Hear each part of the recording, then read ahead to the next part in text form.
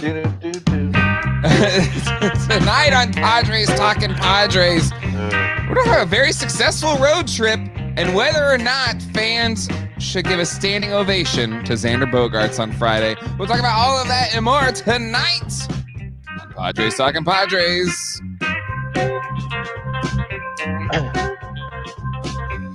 Hello, everybody, and welcome to Padres Talking Padres, your number one father-hosted Padre fan podcast. My name is Jay. With me is Jerry, and just Padres. You're not going to put like your name on there. It's I'm old. I took a nap. I was running late. A successful road trip. We'll talk about this past week in Padres baseball. But before we do that, I want to say hello to the people in the chat. We've got the Church of Christ guy.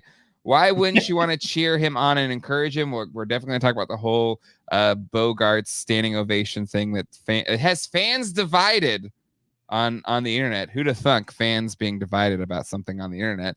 And then we got Oz here as well. It's good to see her in the chat. All right, so we got a lot to talk about, lot to cover. What do we want to just recap the games from the past week? Okay, let's talk about the Dodgers series. 2 series wins in a row at Dodger Stadium. I think it was something since like 2013 since we've done that. What a series! Enjoyed the hell out of it. Jerry, what was your thoughts from the series? Well, look, anytime you can go as a visiting club and win, I don't care if it's the Dodgers, whoever, it still matters. Road games is usually the difference between competing for the division and not. So the fact that it's with a division rival, the fact that it's the Dodgers, huge. Yeah. They've won 3 out of 5. They only play them 8 more times. So, yeah, I was listening to a sports show the other day, and they were kind of saying any game that they win against the Dodgers is a bonus. I don't agree with that, but I think we talked about it before. It's like 13 games. Hey, if you can find a way to go 6-7, 7-6 against the Dodgers, you're doing better than most. Yeah, absolutely. And just it had so much drama. You had the come from behind win on Friday, and then you had the dust up with Profar on Saturday, plus the Irrelevant thing, and then you had another comeback win with Mr. Irrelevant hitting the kind of game winning double that cleared loaded bases. It just kind of had everything you wanted from a Dodger game, and it was the highest rated Sunday Night Baseball game aside from a Red Sox Yankees game on ESPN. I don't know how long it had been, but most viewers for a Sunday Night Baseball game in some time. And the thing that I loved seeing throughout at least the baseball media that I consume is all of the commentators saying, Dodger fans, you may not like it, but it's a rivalry. Sorry, it's a rivalry. And and I gotta agree, because these games, even going back to a couple years ago, especially with like Toddy and going against Bauer, like there was a stretch there where Dodgers were owning us, but for since 2020, it's been a hot ticket. But what do you think on the whole? Can we officially say it's a rivalry? Personally, I don't care. I just want to win a World Series. But Dodger fans, my God, they will spend more time trying to tell you it's not a rivalry. And I always say, if it's not a rivalry, then just ignore me. Yeah. Ignore Padre fans, because that's what makes it a rivalry. You constantly saying, it's not a rivalry. We're better than you. You've never won a ring. That's a right. I mean, again, if a Rocky fan is bugging me, I'm going to go, okay, I'm not going to waste my time arguing with a Rocky. I mean, they're a division rival. Yeah. But I don't consider it. I hate the Dodgers. I've always hated the Dodgers. I don't get the energy. And going to the ESPN game, I thought there was only one team playing. Oh my God, it was brutal. That was a watch on mute game. Yes, it was. Yes, it was. Come on, guys. Jeez. Okay, we get it. We get it. The interpreter stole all the information you had on the Padres. I don't know. But there's like talking about his shoes and giving Freddie Freeman shoes, just like, You realize, like, Tatis has the coolest kicks. Like, he's the one that's making this all cool. But yeah, let's talk about the dot. Like, have Ohtani show his, dad New Balances. Like, what? Like, who cares? Like, I think, whatever. Jack, you brought up an interesting point, though, because anytime you talk about the word rivalry, if you go back, like Jay says, in the last 4 years, being a very hotly contested, very evenly matched, kind of here and there kind of thing, what's the first thing they do? They pull up 50 years of history to prove you wrong. Yeah. And I can't argue with that. I can't argue with the fact that, yes, over the 50-something years the Padres have been existed, the Dodgers owned them. But that's talking about guys like Dave Campbell and Clay Kirby and guys like that. Hey, what is that? How is that relevant to today's team? I mean, you can even say that about last year. No matter what you did against the team last year, is irrelevant. Not to use the word, but it is irrelevant because this is a whole different team, and they've got a different team. So you can't really, baseball loves its statistics. We love to talk about the history. The bottom line is each and every year it's a different team. They just happen to wear San Diego Padres on their jerseys, and they wear LA Dodgers on theirs. So I'm kind of agreeing with you, Jack. It does it really matter? Not really. I don't care. It matters to them. It matters to them, and that's why I care. They just, like I said, the Giants are a rivalry. They just get so bent out of shape, and I just don't. Okay. Yeah. All right. Calm down. Like Oz says, it's a rivalry when the Doyers and Giants fans start complaining, which they're really good at that. They're really good at that. And if you look, one thing I always say to the Dodger fans, I go, yeah, you guys have had some success, but have you really had that much success when you consider all the advantages you have financially? Yeah, absolutely. Yeah.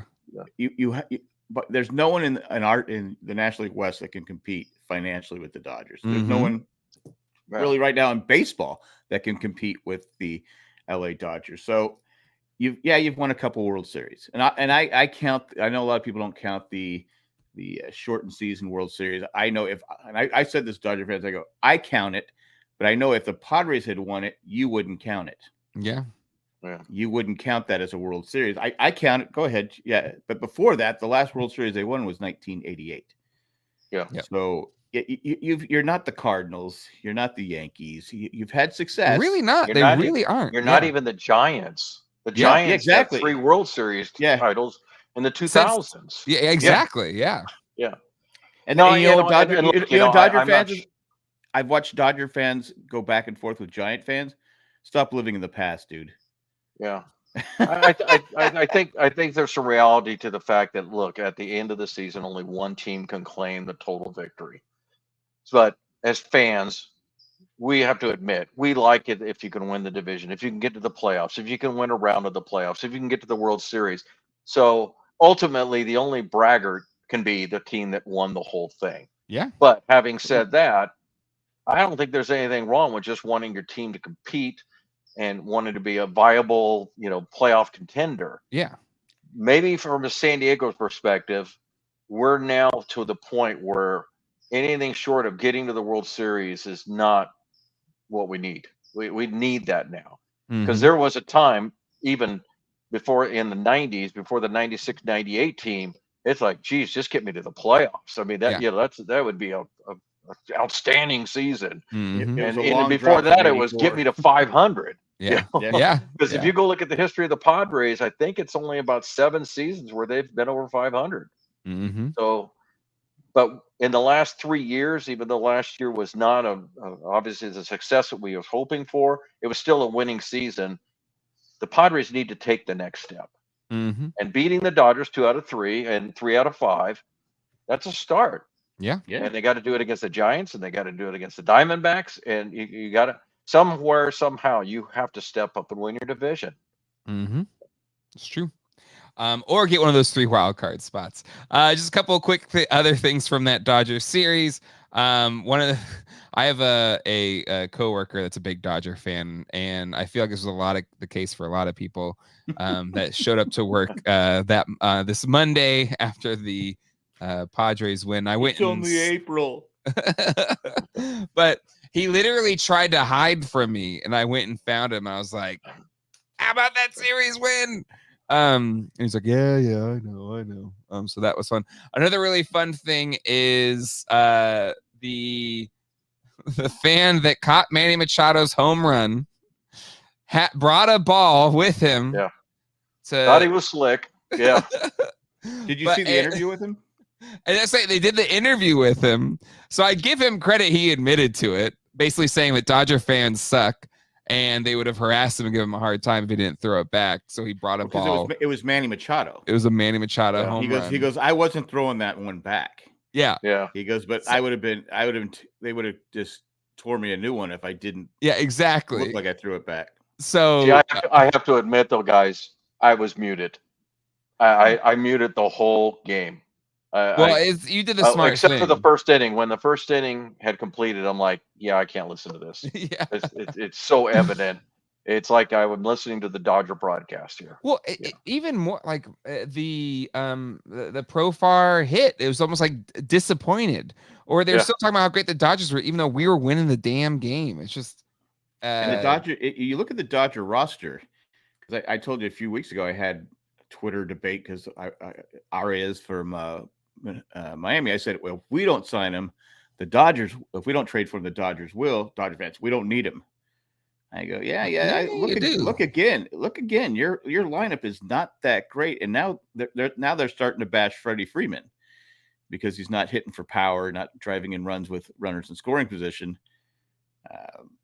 They're saying, oh, he's Ohtani isn't hitting with runners in scoring position either. He's 1 for 19, I think. Yeah. So, I mean, the only one that's really is Mookie Betts and Will Smith. I mean, Mookie Betts is just at a different level right now. I think he's trending for like a 15 WAR season or something like that. Yeah, he's just. I mean, he's got Ohtani hitting behind him, and he's taking full advantage of it.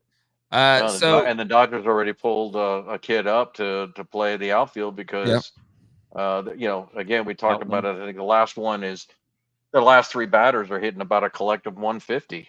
And Outman, which is the Padres fans, we know what that feels like because that was us last year. I mean, that was us on Wednesday. But let's move on from the Dodgers series and talk about the Brewers series. And if you want to recall our last episode before these 2 series went down, I think we said we would walk away happy if we could break even if we were 3-3 after going on the road. I think we, assume maybe get 1 out of the Dodgers series and hopefully we could get 2 from the Brewers. But Brewers have been playing really good baseball. They went into the series 10-4. You wouldn't know it by the crowds at the Brewers stadium. Yeah, it's crazy. Yeah. There is no more they want to move. I don't know. They're still threatening to move because I never understood it. But now I look and I go, well, if no one's going to the games and they're competitive. I mean, it's hard saying, Milwaukee's had some pretty successful runs and everything, and makes you kind of wonder. You turn to the Padres, is if they start winning on a regular basis, is that going to end up being the Padres? I hope not, but sometimes you get successful, and after about 4 or 5 years, heck, I think the Atlanta Braves don't really draw like you would think they would either. And I remember back when they were winning their 12 in a row and everything. The only time you saw, huge crowds for Atlanta was when they went to the postseason. Well, a lot of people claim that Atlanta is really not that big a sports town because if you watch the Falcon games, there's nobody in the stand. I mean, there's people in the stands, but for an NFL game, it's empty. And anything short of a packed house is not good in an NFL game. But no. But I think with the Padres, I think the Padres are just fortunate. They've got a thirsty sports town now. The other sports teams have come and gone. So they're the only game in town, and I think that works to their advantage. Number 1 ballpark, brought in an exciting owner who opened up the pocketbooks. I mean, this is new for us. I mean, we thought we had it with John Moores, and doggone, the divorce caused a lot of problems, obviously. But I think him sleeping with people are just hungry. They're hungry for some good quality baseball. They are, but I think also the Padres have done a good job. I think we talked about this before of making it each game an event. It's the place. It's a place in San Diego to be. I mean, the Padres are the only game in town, but I mean, I look at people on Twitter and they're posting pictures of them just having a blast and having fun. Yeah. Well, you got great food. It's a great park. It's for an expensive game. It's not cheap. At least you're getting a return on the investment. And they have some exciting players. That's exactly. You got stars. You have. That's why you can't get rid of a Tatis, and you have superstars. You have Tatis. You have Machado, and you just have stars. You have, I'd say, Bogaerts is a star. I would say Darvish, international star. Kim, international the star. Chrome Zone. How smart does Preller look now with the Tatis contract and what at the time was like, ooh, a little shaky, is he going to really be that? And everybody's like, oh, well, he's only played 2 years. I think when you get done with a couple more years, he's going to be the bargain. He's going to be the guy that everybody goes. He still hasn't reached the main part of his I think he's only like $7 or $8 million a year now. I think it's like 12 million, and then it goes to 25. I think 2 years from now. Yeah. Yeah. But still, it's a smart contract because you bought out your arbitration years and you got a bargain out of it. Yeah. And I think part of it is too, as Tatis said, I only want to play for one team my whole career. I just want to play with one team. And again, he's the guy on the road that other fans want to see play, so they show up. A lot of Padre fans show up on the road too. That's another big like you saw in the Brewers. There were a lot of Padre fans in the stands. Well, but like Tatis is that you ask any kid that's into baseball, Tatis is usually their favorite player. Oh yeah. And apparently Machado's nobody's favorite. Well, I think Oz said it well here. The Brewers fans only showed up to boo Manny. They clearly still haven't forgotten all 10 of them. Well, he's got a history. The fact of the matter is he's on our team now, so we love him. But yeah, he had a couple of questionable, slightly dirty plays in his youth, and people don't let that go. Cobb. Yeah, they don't let that go, And if I'm on an opposing team, I'm not sure I let it go either. It's like, Again, I knew that when they signed him, but since he's been a Padre, he's been great. He's been nothing but a leader. I mean, he's. But thoughts on the Brewers series? We should have swept. King pitch an absolute gem on Wednesday. You have to lead up. But let's. I want to end with that game because that's going to go into our Bogaerts discussion. But first 2 games, more big innings coming back from 3-0. You had Musgrove a little shaky, but he got a quality start. Went 6 innings, only 3 runs.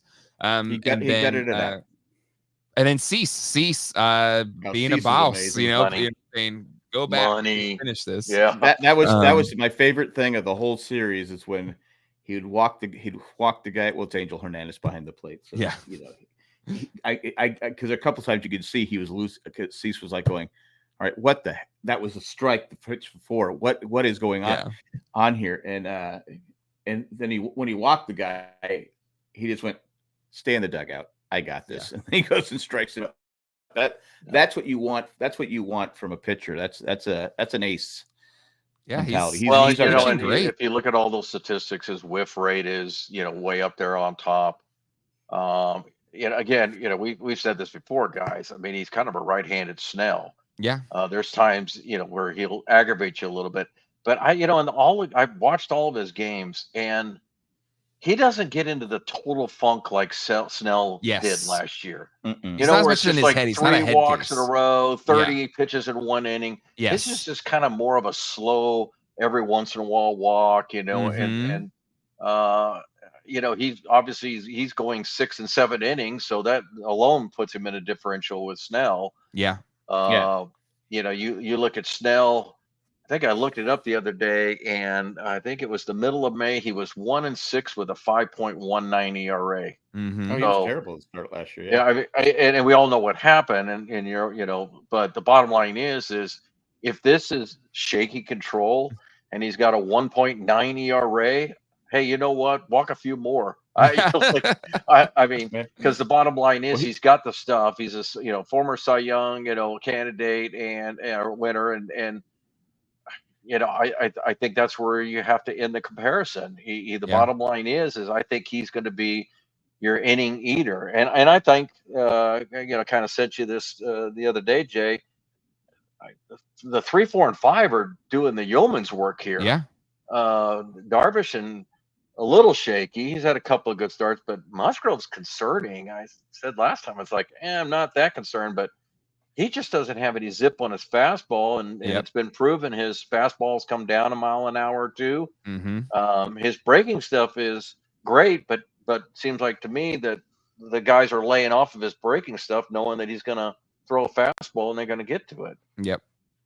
And he muscled out a quality start, but is this something? Is this be really concerned, or it's early in the season and he's going to figure it out? So, Jerry, you were in the he's going to figure it out, but now are you worried he's not going to figure it out? I'm getting concerned. I more than just I think he's going to work it out. There was a time where I would have felt like, he's going to work it out, but I'm not so sure right now. I don't like seeing miles per hour leaving pitchers. That's concerning. Mm-hmm. There's no doubt he's got grit. There's no doubt about it. Mm-hmm. But he's kind of reminds me of some of those Atlanta pitchers back in the 90s that couldn't get out of the first inning without 30, 40 pitches and giving up runs, and then after that they're fine. Yeah. You're right. I mean, he worked his way out of it. So kudos to him. He kept him in the ball game, so to speak. But, and allowed the comeback, right? And had another big inning. And they got to get more out of him. And of course, Darvish going on the IL now. It's a sketchy stretch right now.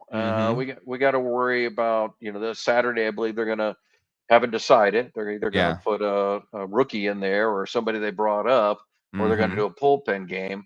I'd rather put a rookie in personally. I don't like a bullpen. What rookie do you put in, though? What rookie do you put in? Well, they called out the kid, and doggone it if I forgot his name. But they brought up that kid.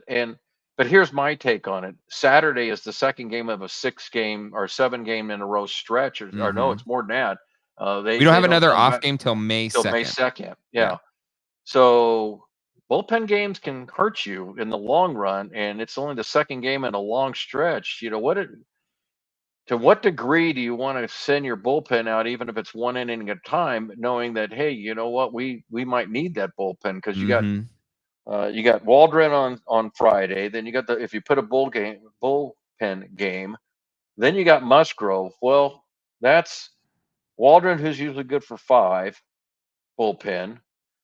Thank you, Oz. Gillespie, second game, if it's a rookie, Gillespie, or a bullpen game. And then you got Musgrove. But you would assume they're not going to probably go 6 innings, the rookie, right? So even if it's not a bullpen game, you're going to need the bullpen. 4 or 5 is what I'm saying, though, Jay. I feel a lot more comfortable as a 4 or 5. The whole 1 inning, 2 innings thing.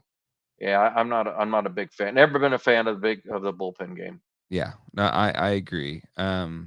And especially to your point, like there's not going to be another off game till May 2nd, which is that's a good chunk of time. What is that? That's 1, 2, 3, 4, 5, 6, 7, 8, 9, 10, 11, 12, 13.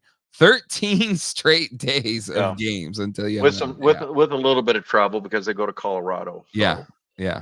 Which Colorado is that's a 4-game set, right? That's really and there's another reason why you don't want to use your bullpen too much. You're going to Colorado where it's for 4 games flies out.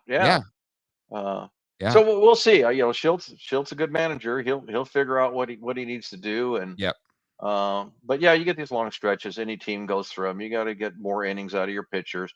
The confidence I have though is that with Cease, especially.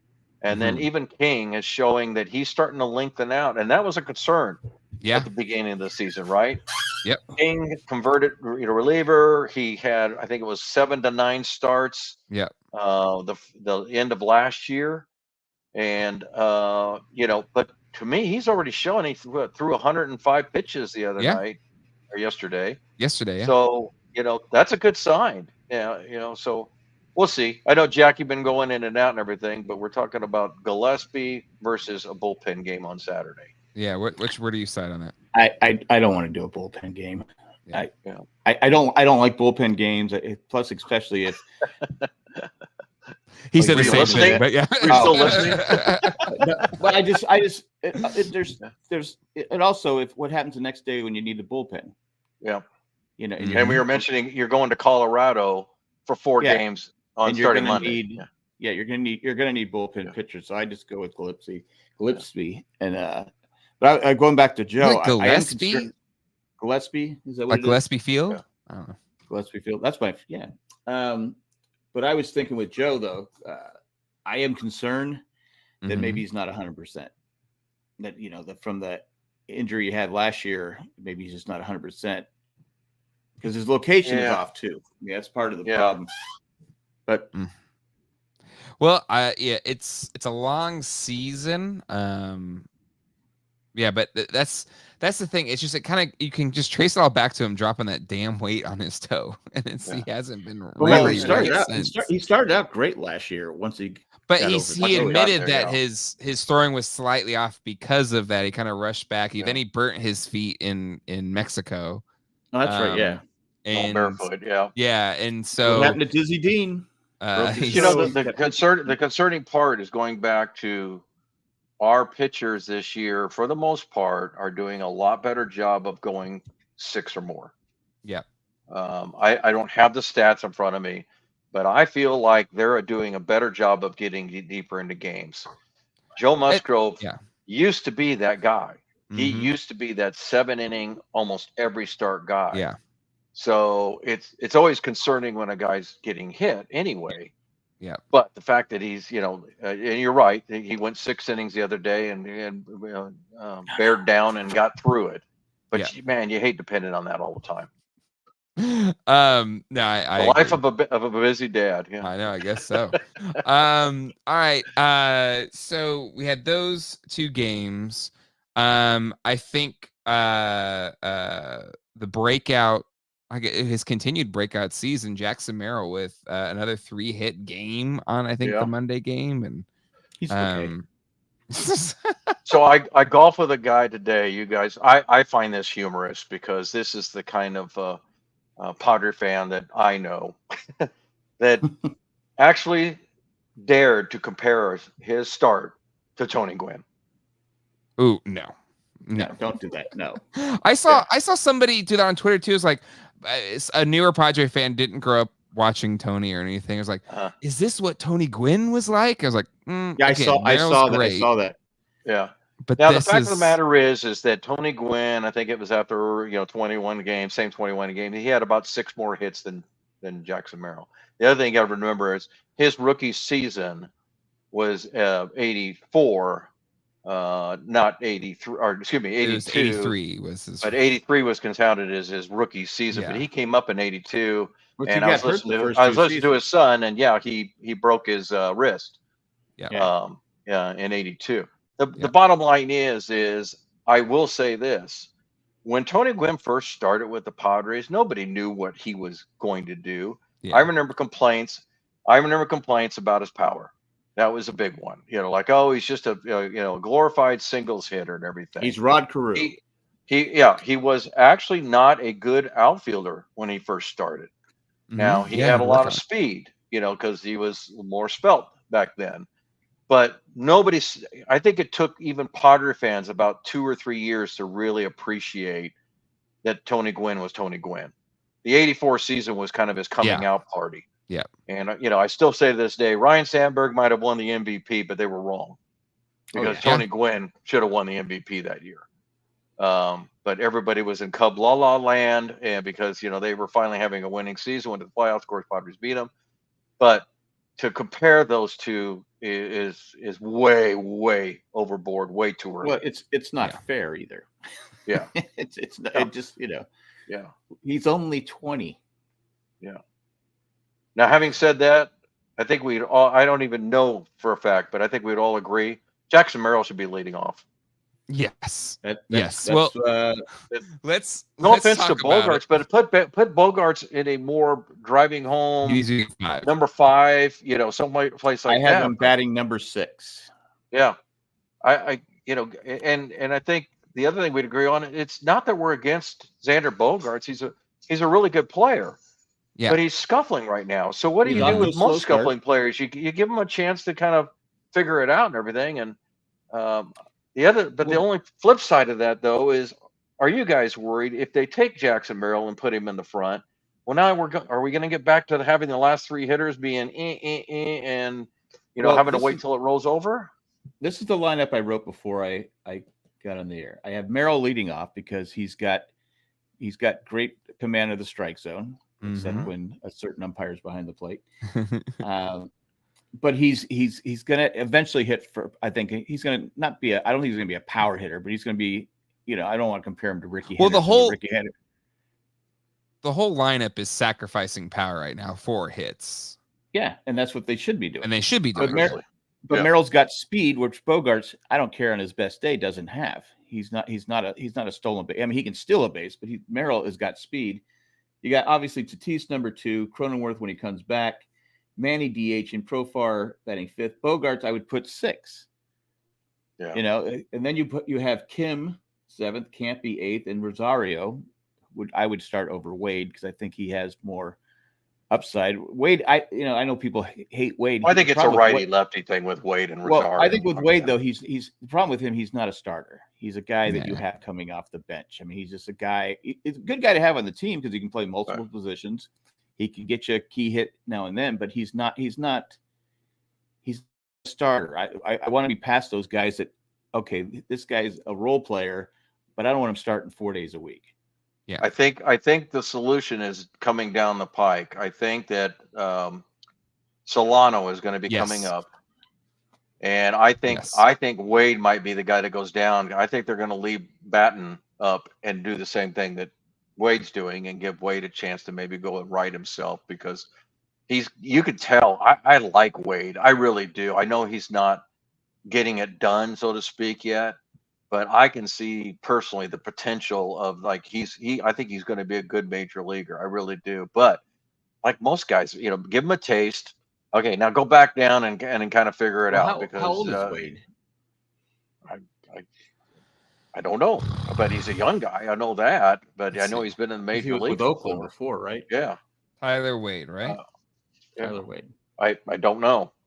He's been around a minute. Solano's a proven guy. He's kind of that veteran guy, He's ancient. He's 29. Oh boy, yeah. Yeah, that's what I'm saying. But I like him. I have no problem with him being on the team.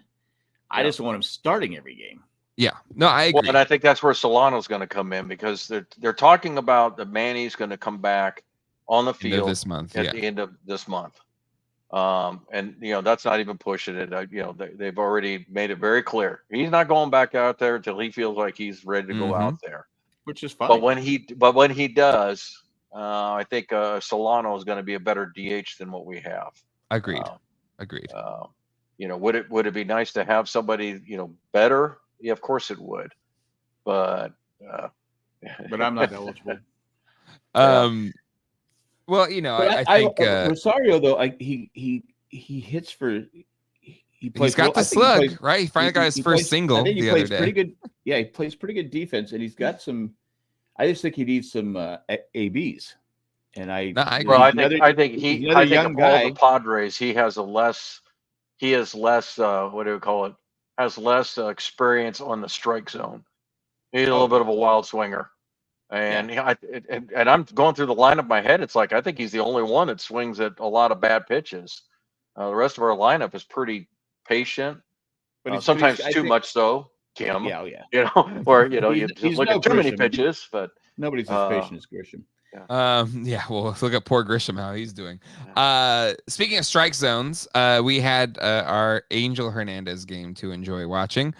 Jerry, you sent this to the group chat, and I had to laugh. Come on, but it's you're only listening to this. It is basically your phone and a bunch of missed calls from Angel Hernandez. Luckily, our Angel Hernandez called game didn't have anything horrendous happen, but still, it was just. He was bad. He was bad on both sides, though. Oh, he was. But it's random. He's just randomly. But it just goes to show you guys. I thought it was actually better than what I thought it was going to be. It was bad. Nothing was horrible. But it wasn't nearly as bad as Wyatt Langford on 3 balls that are a foot outside. Yes, exactly. Yeah. The other comic I saw, we had the eclipse, a week or two ago, and Yeah. somebody put out one that says, "Don't look at the sun because this could happen to you," and they put a picture of Angel Hernandez. So. Angel missed the eclipse. Yeah, Angel missed the eclipse. Yep. Yeah. But the problem with Angel Hernandez is, I put it on Twitter, is I go, obviously it's frustrating for a hitter, but more so for a pitcher, because again, literally, okay, he calls a strike just outside corner. Okay, you throw the next pitch, same pitch, he calls it a ball. You're like going, because it's not the bad calls. It's all sport. Yeah, It's consistency. Yeah. It's the inconsistency. Okay, what are you going to do today? Okay, this is how it's going to be called. All right, I may not like it, but I understand it and I can live with it. But when you got a guy going, sure, it's a strike. No, it's a ball. I don't know what it is. We'll just make it up as we go along. The interesting thing is, though, guys, I was listening to Tony Gwynn Jr. has a radio show here in San Diego, and they brought him up, Angel Hernandez, and Tony Gwynn surprisingly said, "Who cares? Just go out and hit the ball." It's like, again, what I'm saying. And he said, basically, as a ball player, he says, you cannot worry about the umpire. You can't. You have to play your game. And if it's a bad call, it's a bad call. But the bottom line is, that's been around for baseball for a long, long time. Well, is Angel Hernandez one of the worst? No doubt about it. But the bottom line is, if we've seen it through the years, human umpires are going to make human mistakes. And the other surprising thing is that they did a poll of major league hitters. I believe it was last year, and Mark Sweeney was still with the broadcast at that time. And he said that an overwhelming majority of players do not want robo umpires for strike zones. They don't want it. I like the what they have, the challenge, the challenge to call in the minors. Yeah. I don't. Were you, Jack? Were you at the Durham Bulls game where we got to see it in action? It's kind of painless. Like, it doesn't. It's just they just challenge the call. It's just very quick. It's just like they go. I think they like tap their head and then they check the thing, and then it's either called a ball or it's confirmed a strike or whatever.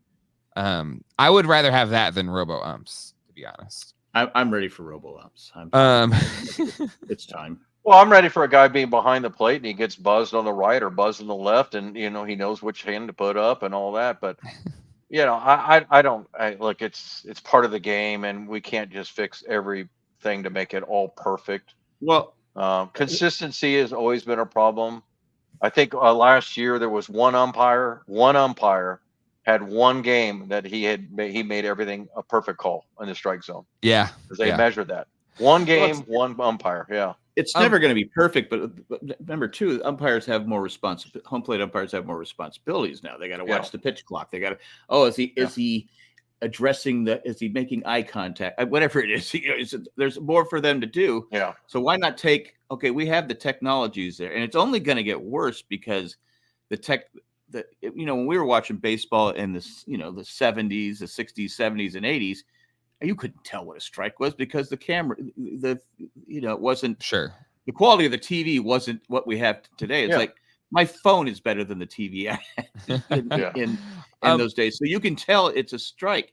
And if you look at the going back to the Dodger game when King was going into Yamamoto, he was not getting the same calls the Yamamoto was getting.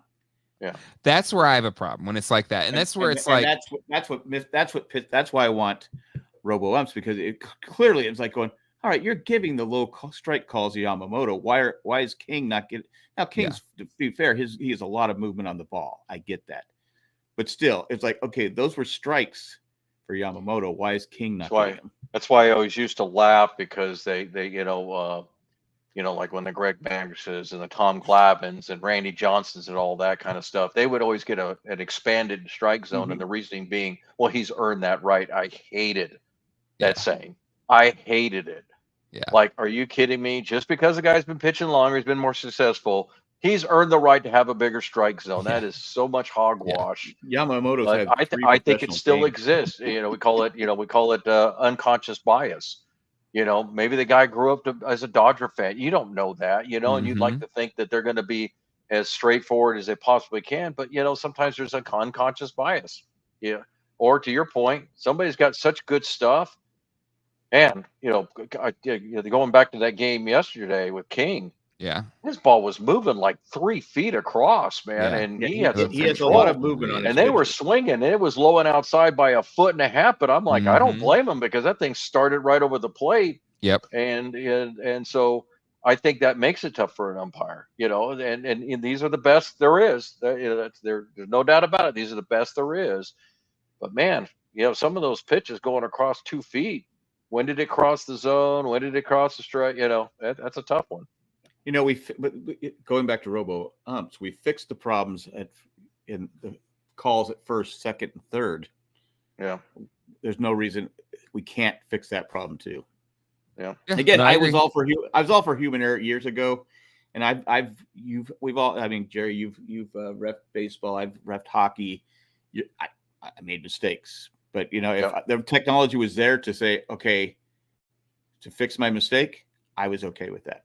And that's where I think the challenge versus the robo umps is the way I think they're going, which will solve it. But just one last note about the Angel Hernandez thing.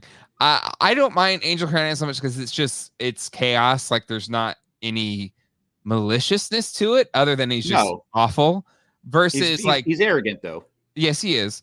But he's versus Doug Eddings, where it feels like he's being malicious when he's like I would be honest with you, I'd rather have Angel Hernandez behind the plate than Doug. How about Cowboy Joe West? Because that's what he was. Yeah, he taunted players as they were walking away. Yeah. He would literally take a step or two towards them in case they turned around so he could throw them out. Yeah. So the bottom line is the umpire union is not going to let this stuff happen. It's unfortunately just like school teaching. Once you get to tenure, you can't be fired. And so we can wish and want all we want, but Angel Hernandez is going to retire an umpire, and we're just gonna have to live with them. There's other leagues around the world. That's what we need. They need to be able to designate them. Trade them. Yeah, exactly. Angel Hernandez and cash for. Let's. We're talking about the lineups. It was I think was it the 7th or 8th inning? Matthew Batten hits a triple, nobody out. I think it was the 8th. It was the 8th. Yeah. Higgy is up. Yeah. He doesn't get it out of the infield, right? No. And then you have Xander Bogaerts, and I think it's 2 balls, and he looks at a strike. He could have easily hit it, misses it, and then strikes out. Well, he didn't swing at it, right? He didn't swing at the easy down, pitch. Down the middle of the plate. And Tatis, at that point it's 2 outs. He gets an infield hit as well. Well, it's not a hit, but he barely hit it, halfway to the mound. No, it's just look, it's hard, guys. I know we want to drum them because it was such a good King pitch game. Yeah, but it's our first shutout. I mean, you just can't wish and want every time. It's frustrating. Don't get me wrong. I was just as frustrated as you guys. But in the long run, it's like, you know what? They've come up with an awful lot of clutch hits already to this point. They're, hitting with runners in scoring position. I guarantee you all 3 of those guys feel bad that they couldn't put the run in and everything. But I'm just not going to dog them. To me, I'm a trend guy. If it becomes a trend, well, then now I'm concerned. Mm-hmm. But 1-0 games happen sometimes, and sometimes you're on the wrong end of them. And there's no doubt King pitched brilliantly. But so did the Brewer pitchers. And I think our biggest problem right now is we're hitting a lot of grounders and we're giving opportunities for double plays. I don't know the stats on it, but man, we are hitting a ton of double plays this year, a ton of them. Yeah. And, they're not always. Danny's ground ball rate is up. Well, maybe it's not the best at bats, I think that's what I was always taught. And again, I only go back to Little League, but I was taught, when you're trying to get the ball in the air, you can't swing at a ball down on the ground. You just got to let it go. And I'd love to say it's because they were in favorable counts, but most times it's like it's a 1-0 or a 1-1 pitch, and it's like, why are you swinging at that? Kim hit one the other day, it was outside by a mile, and he basically just tried to put it in play and hit a little 1-2 hopper to shortstop, and you're like, that's not the pitch to swing at. It's just, I mean, that's what you get 3 strikes. You don't have to hit the first pitch. What was it? The second Brewer game where they won 6-3. I think it was 6-3. Yeah, 6-3. Yep. They had like 24. 20. They left 24 runners on base. Mm-hmm. It's like the bases loaded multiple times. It's like, man, you gotta cash in. I mean, they won the game, so it's hard to complain. But but those are that's what trend you start seeing. Okay, why are we not getting? But like I say, when you get it happens to every team. You get a leadoff triple and don't score. It's happened over and over again. But when your pitcher's pitching like that, God, you got to get that run in. Well, it hurts more. But I'll always argue though, Jack, to that point. If you go out and get 10 hits and 4 walks and everything, well, guess what? You're going to leave some guys on base. To me, as long as you scored the 5 or 6 runs that you should get out of that, I'm fine with it. It's when you have 14 hits and walks and you score 1 run or no runs. That to me is the problem. Yeah. Because I would agree. You probably go look. You probably go look at a lot of left teams on base is a lot. They get 20 hits and they score 8 runs, but yet they leave 12 on base. It's like, well. Yeah, it had to end somewhere. You get so many hits and walks. On base. Okay, let's. But with Bogaerts' struggles, a fan position doing a standing ovation for Xander Bogaerts on Friday's game, to kind of basically do the Trea Turner thing. But too early. Well, funny enough. He did it, and everybody hates it. Too early.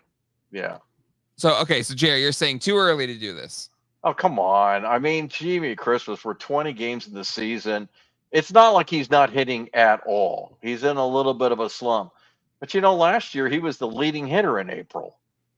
So, when you start pinpointing one guy as the source of your troubles, I got a problem with it. This is just downright silly. It kind of goes both ways. People are saying like he's worse than Hosmer, worst player on the team. Come on. And even Hosmer had his years. The thing is everybody wants to bag on Hosmer. I'm not one of them. Am I glad they let him walk? Yes. But the fact of the matter is the guy was one of our first big free agent signings. He drew some other people here. He had a couple of solid years, and then he started going downhill. I started having a problem with Hosmer when his first base defense started going down. It was his defense. Yeah, but and the same thing with Bogaerts. It's like, look, I will say to the end, did I think that the Bogaerts signing was a good one? Nothing against Bogaerts, but we didn't need him. We needed somebody, but not him. We needed another shortstop. You're crazy. Yeah. Another one. But the fact of the matter is the guy hit 20-something home runs last year, and I think I'm hoping that Schill takes some notice and just says, hey, move him down to the 5th spot, 6th spot. Mm-hmm. I just don't think he's comfortable leading off, and I just think there's a couple of guys that would be better leading off. I would even go for them switching to Teese and Bogaerts. I really would. He won't bat. He doesn't like to bat second. Well, you know what? When you're hitting 200, I guess you shouldn't have to have a choice. I'm just saying he doesn't like to bat. He's openly said he doesn't like to bat second.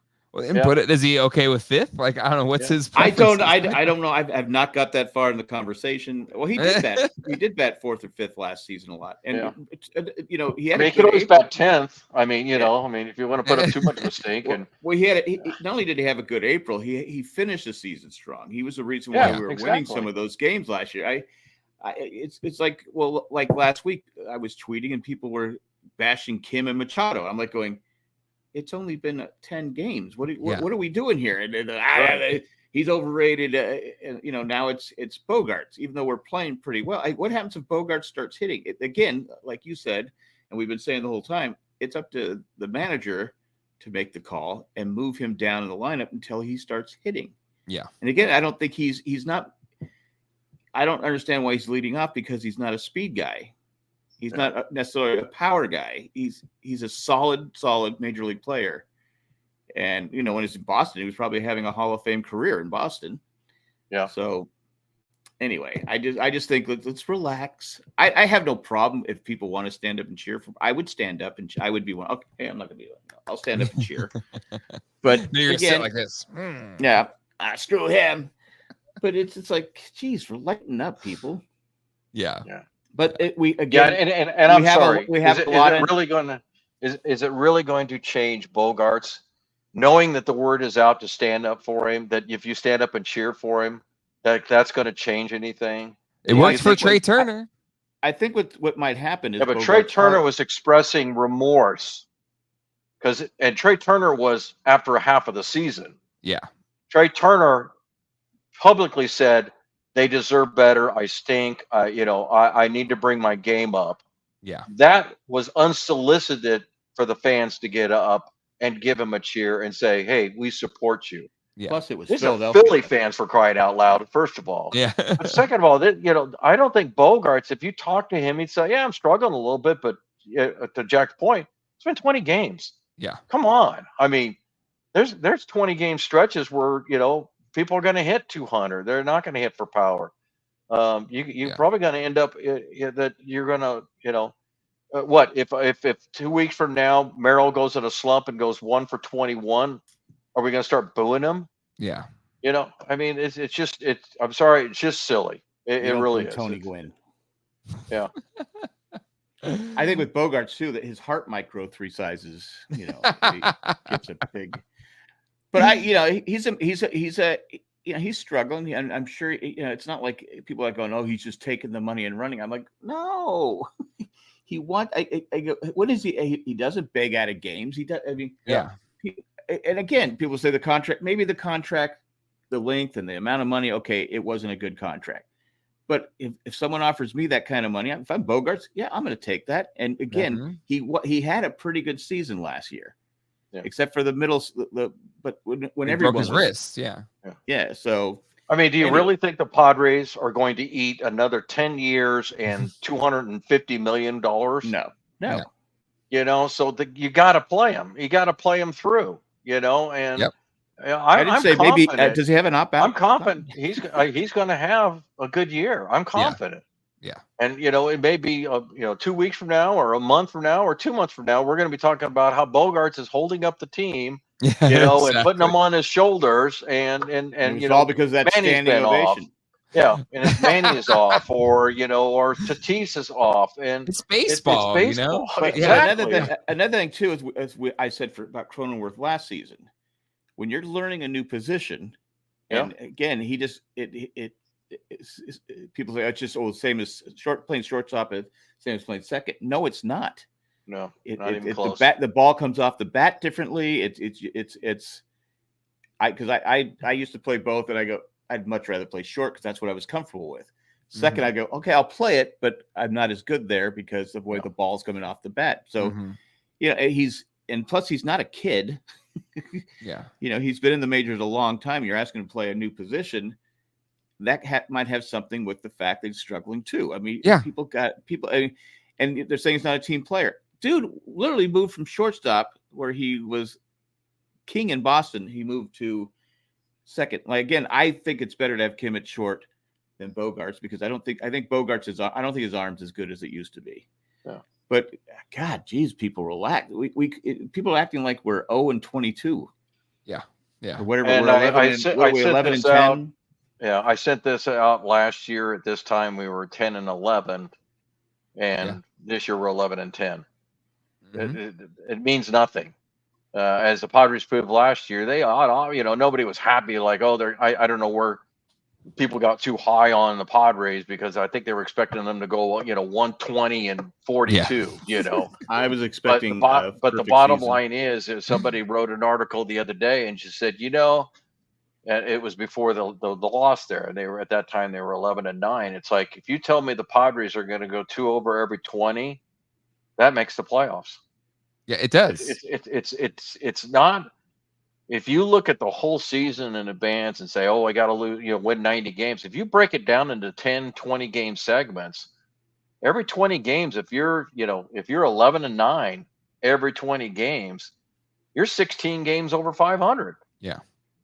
So, you know, it adds up. But another thing, and just like we were concerned at the beginning of the season when, you know, again, short term, but, you know, when they had, at one point there were 3 games under 500, you get a little nervous because, yeah, if you start going down that way, now you're turning those 20 game stretches into, well, now we need to go 15-5 to be able to get back to where we need to go. Exactly. So I think them holding water through a tough part of their schedule is great. Yep. I think the problem between last year, they weren't winning games like they are this year. Mm-hmm. Yeah. I mean, when you're down by 4 runs to the Dodgers last year, been like, okay, I need to turn this off. This game's over. Mm-hmm. This time they came. Not only did they come back and tie it, they won the damn game. Yeah. And last year, I think we were winning because of pitching. Mm-hmm. We had really good pitching last year, and this year the pitching's been good, and I think it's only going to get better. But it's just a different feeling this year. Yeah. Than it was last season, even though the records are similar. Yeah. Again, without Bogaerts hitting, you know, Manny just started hitting. Well, Profar is kind of making up for what you probably expected Bogaerts to be, right? And so this article dropped today on Fangraphs. Hey, these Padres are still pretty good. Yeah. Great article. I suggest you read it. But in it they say, you know, no one expects Profar to kind of keep at his pace. But you hope that maybe by the time Profar starts to cool down, Bogaerts can heat up, and then again, it's just like what Jerry was saying. That's what good teams do. Yeah, exactly. Yeah, it's almost a detriment if all 9 guys are hitting at the same time, because guess what? That may mean in the next week or so they're all not hitting at the same time. Exactly. You know? I don't have the numbers for it, but they were putting it up on the game the other day, and the Padres have scored 4 more runs in the first inning multiple times this year already. Yeah. They're most runs scored in the first inning. They have a lot of good stats. I'd love to have a little bit more consistency, because there's also probably just as many games where they're scoring nothing the first 4 or 5 innings. Sure. And they're coming back. But you know, bottom line is, hey, these Pods look pretty good. And I agree, Jack. It's just a different attitude. I just feel like there's something there, and you can't explain it because you're looking through a TV screen, you know, but you just feel like there's just a different feel to this team. Well, like you said, last year they had people are saying, you know, actually reporters, last year they had a manager that didn't really want to be here. Yeah. Yep. Because he didn't get along with some of the players, whatever it was. But did you see his post game after getting 10 strikeouts by Ryan Weathers against him? His interview with the San Francisco media, Bob Melvin. It was a typical sleepy Bob, as they joked about him, but San Francisco fans are already over the Mel train. But Snell got bombed the other day. And, you know, it's like, it's you know, and again, I honestly do wish the best for Snell. I really like him. Oh yeah. Except for when we play him, you know, I'm not going to go down on the guy. I wish he was here still. I really do. I wish Ryan Weathers was still here.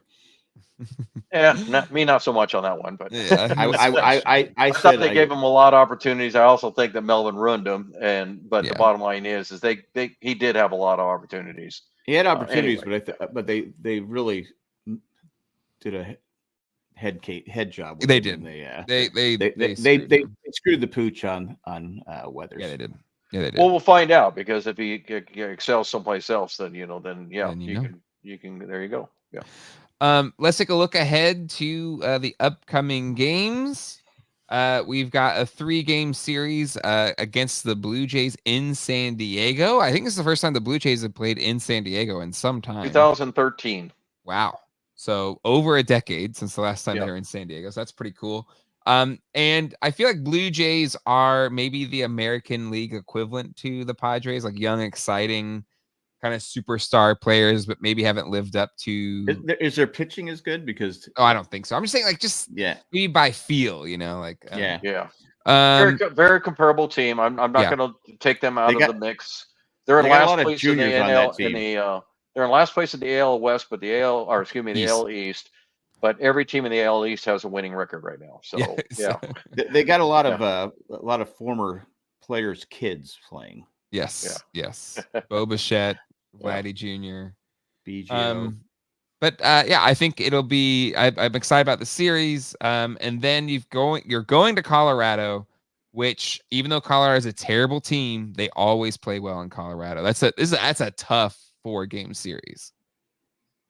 Yeah, I'm very optimistic I hate games this in year. Colorado. I'm very optimistic Really? this year. No, I really am. I don't think this Rocky team nearly resembles the scary ones that we used to face, even when they weren't that great. They got nobody left, man. I mean, this team's got nothing. Well, they used I'm their best knocking on pitcher. wood, and I'm hoping I'm not jinxing them. But if they don't win at least 3 out of 4, I would be very disappointed. If they don't, I'm Very. blaming you. There you go. No, there you go. And I will have to ask the audience: do we give Jerry a standing ovation, or do we boo him if the Padres don't win 3 out of 4? Because I'm telling you right now, if they don't, it's all on you. To me, it's just even when the Rockies are terrible, they still play well in Colorado because it's a tough transition. But they had players then, Jay. Yeah. That's my point. Yeah. Because there was a time when even where they were a bad team, they still had 2 or 3 guys that could rock Sure. the world. Mhm. Well, the problem in Colorado is when their Chris team doesn't have to Bryant, touch home plate, who's always injured, and Ryan McMahon are your superstars. Yeah, that's kind of telling you a little something, Yeah. And I can't even. I'll be honest with you. I can't even name one of their pitchers. I don't even know. Who I one of them can. is. Kyle Freeland, their ace pitcher. There you go. They were down on the bench, and so they needed a pinch runner. So they used their star pitcher or their best pitcher, Kyle Freeland. Yeah. And he broke his arm sliding into home, so they don't even have their best pitcher. Oh well, that's good because he is the one guy that is, or historically, has given the Padres a little bit of a fit. He's the one that broke the light in the dugout. Yeah, man. But poor Buddy Black. I mean, I think he's a better manager than it's showing right now. But it's just like, at what point if you're Bud Black, go, okay, I don't want to keep doing this. Yeah. That's why they have Kyle contract. I know he's a San Diego State alumni, but I am not a fan of Bud Black. I'm not saying he's a great manager, but I'm saying he's better than, when you're managing a team, it's like Kotsay for the A's. There's just certain teams that, I don't care who the manager is, you're not going to get. You're not going to win. I can't manufacture wins for you guys with these amount of players. Right. Especially when the front office makes you send down your best player in Esteury Ruiz. Anyway, that's a whole nother. That's a whole nother subject in itself. Yeah. We'll say that for another episode. Okay, so final predictions. 7 games. 7 We're games. Going 5-2. 5-2. Next right. 7 games till our next podcast. Okay, so 5-2. 6-1. What? 6-1. 6-1. Whew. Yeah. I'm gonna go 4-3. I'm gonna take the under. I'd rather them exceed expectations. I'd rather them exceed expectations. I'm out of here. Let's go. All right. Well, on that note, that's Padres Soccer Padres. Make sure to subscribe and the bell so you don't miss our shows. We do them Thursday nights at 8:15 Eastern Standard Time or 5:15 Pacific. And we will see you all next time. Hasta luego. And goodbye. Take care, everybody.